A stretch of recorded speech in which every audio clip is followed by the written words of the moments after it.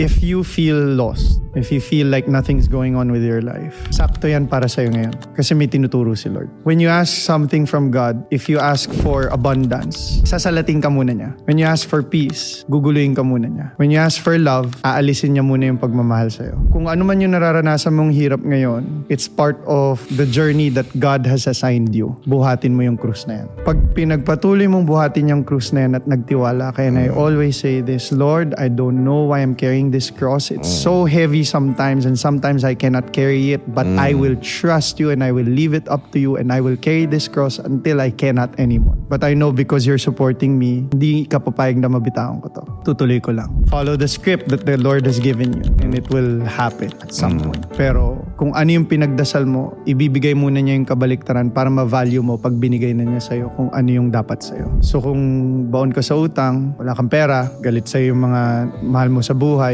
pinagdududahan ka, pinagchichismisan ka, this is the perfect time for you to reflect and work on yourself and keep the faith. All the more that you need to keep the faith. Ngayon mo kailangan manalig sa Diyos. Na pag nagawa mo yon, there is always light at the end of the tunnel. Always. And yung light na yun, si God yun. Hinihintay ka lang. Hinihintay lang niya na ma-learn mo yung lesson na yun. Same language, yes. Boss. Keep moving forward. Fail forward. Give it all to God. Tiwala lang.